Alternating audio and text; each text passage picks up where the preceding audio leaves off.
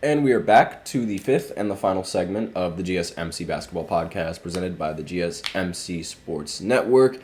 And in this fifth and final segment, I'm going to be talking about a player who I feel like didn't deserve an MVP in a specific year, as well as acknowledging one of our viewers in the comments, user 2033, who said, definitely Wade, to the question that I asked before when I asked, who would you rather have as a shooting guard? Do you think D Wade is better all time, or do you think James Harden is better all time? And he said Wade, and I 100% agree with him. But what do you think of the perspective that Evan Fournier used? The fact that if the Warriors team wasn't such an overpowered team, that Harden might have been able to win a couple of championships, and we probably would have seen his reputation and his career would have been different. What do you think about that? But aside from that, we're going to go ahead and go into this 1976 season, because that is the year where I think Kareem Abdul-Jabbar did not deserve to win the MVP. Yes, the greatest basketball not really the greatest, I can't say anymore, but the second greatest scorer in NBA history. Excuse me. I'm so used to calling Kareem like the best scorer in NBA history, because that was an award that's been held since I was born, up until LeBron James said bye. Kareem Abdul-Jabbar. But aside from that, yeah, that's the only reason why I was going to say, the best scorer. But, he's the second best scorer in NBA history, and arguably has one of the most unstoppable moves in the history of basketball, the most iconic move in the history of basketball, maybe one of the most iconic players in the history of basketball that you could think of. I honestly, I think aside from Michael Jordan, if there was any player that everyone would be able to name, I think it would be Kareem Abdul-Jabbar. I don't know why. Aside from Michael Jordan, because a lot of people, LeBron is easy. Yes, I understand, everyone can name LeBron. That's easy. But, if I'm talking, somebody who's out of touch in the NBA, but somewhat still follows the NBA, excuse me, and if they were to name you an all-time player, I think 90% of people would use Kareem. And also, if Jordan didn't exist, I think Kareem would be the greatest basketball player of all time, aside from LeBron James. But then again, if Michael Jordan didn't exist, we probably wouldn't have LeBron James. But that's a completely different question for a completely different time. But yes, in 1978, obviously, Kareem, not 78, in 1976, Kareem has a lot of MVPs. It's very difficult to remember exactly which years he won all of them in, but the big story for the 76 MVP, in my opinion, was team record.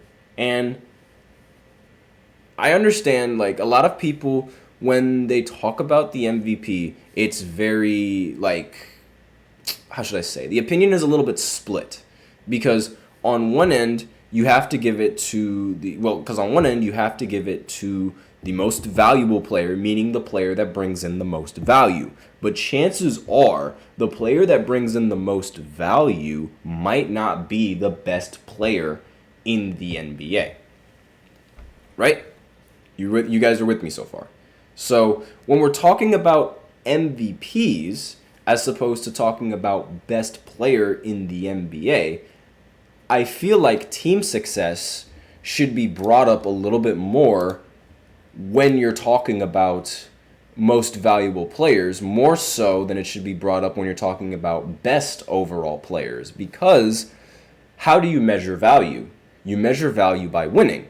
If you're putting up great numbers and you're winning because of those great numbers. If you're putting up great numbers because you're losing, well, something is wrong with what you're doing, or your numbers just aren't great enough. It's one of those two options. So rather than, going over the latter part of the equation where you focus on one or two of those options where it's okay, is he just putting up garbage time stats, or is he just not putting up enough stats? to a question where it's like, okay, is his team winning with the stats that he's producing, or is his team losing with the stats that he's producing? It makes the debate for the MVP a little bit easier, right?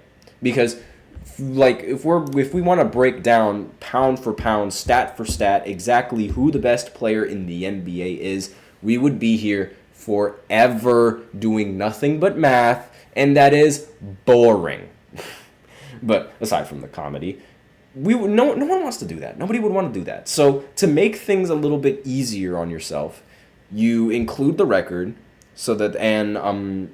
you include just overall production, right? Because if you're producing and your team is winning, you're winning because you are producing, plain and simple. Like it just simplifies things super easily. So when we're talking about MVPs in this particular season, Kareem Abdul-Jabbar, he put up 28, 17, 5, and 4 blocks for the season, which is ridiculous. Those are by far MVP numbers. 28, 17, 5, and 4. Those are crazy MVP numbers. But the Lakers for that season, they had a losing record and they missed the playoffs. And I'm sorry, but I cannot, in good conscience and in good train of thought and with logic, give the most valuable player to a player who didn't take his team to the playoffs. I can't do that. Like, it doesn't make any sense to me. How can you give somebody the most valuable player award if they weren't even able to bring any sort of value to your team? Like, you missed the postseason. Now, if they made the postseason, maybe there'd be a better argument for that. But missing the postseason entirely, excuse me, it's just not a good look in MVP conversations. In fact, Russell Westbrook actually faced this stipulation once when he won the MVP in 2017. A lot of people were arguing like, okay, well, Russell Westbrook's team is like the 6th seed or the 7th seed at the time, and actually it was the 6th seed, and James Harden's team was the 3rd seed, so James Harden should have been the MVP because of the... no. Houston was 2nd that year, I believe. It's difficult to remember these years, but yeah, I remember that OKC was... I'm tearing up for some reason, I don't know why. OKC was 6th or 7th, I remember, in 2017, the year that Russ won his MVP. And the Houston Rockets were either 2nd or 3rd, whichever seed coincides with OKC because they played in the first round. And the biggest reason as to why a lot of people thought that James Harden deserved the MVP was, apart from the fact that he got snubbed a couple of years, because of the fact that James Harden was leading his team to a lot of wins. Meanwhile, Russ was leading his team to mediocre wins and, roughly around the same wins as losses. And it viewed his stats, a lot of people viewed his stats as, a little bit of stat padding, because if you're not leading your team to wins, but you're putting up all these ridiculous stats, what are you doing? Right? But that's a whole other conversation. But I can't give the MVP to somebody who just didn't make the playoffs. You don't bring any value to your team just by producing empty numbers, in my opinion. I would have rather given it to Bob McAdoo, whose team made the playoffs, and who averaged 31, 12, and 4 for the entire season. And that's really the only reason why I think Bob McAdoo should win the MVP over Kareem in this particular year, mainly because his team made the playoffs and Kareem's team did not. Which is, that's essentially the only reason why Kareem shouldn't have won the MVP this season, is because his team wasn't the best team in the NBA. Which, I know, it sounds a little dumb, but that's how the MVP works for me. Let me know in the comments what you guys think. But aside from that, hiccups are killing me today. But aside from that, we are out of time for this final segment. That is the end of the podcast. Thank you so much for tuning in to the GSMC Basketball Podcast. presented by the GSMC Sports Network. Your support means a lot to us, so please remember to subscribe to the show, leave a positive review. It really does make a difference. We also invite you to follow us on Facebook, Twitter, TikTok, and Instagram for more content and updates. As usual, we'd love to hear what you guys have to say during the show, whether you have a hot take or a burning question or something that you've been dying to get off your chest. We are all ears, and if you really want to make sure that your comment or question gets noticed, go ahead and use Super Chat. Hit the $ below the chat box, send in your message. It's guaranteed to get featured on the show. And if Super Chat isn't really your thing, there is another way that you can donate and get your comments recognized by using the link in the displayed below the description, as well as in the ticker, gsmcpodcast.net. You could use that link, and that would, if Super Chat isn't really your thing, that also supports the channel.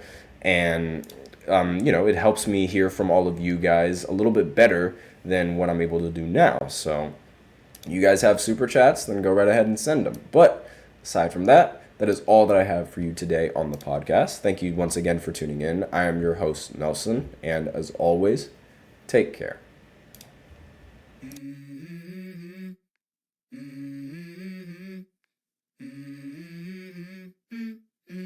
Let's go. I wake up to a little bit of drool on my pillow, feel like it's gonna be a bad day. Yeah, I'm tired of shit, and the coffee ain't hit yet. Damn, ain't that great. I don't wanna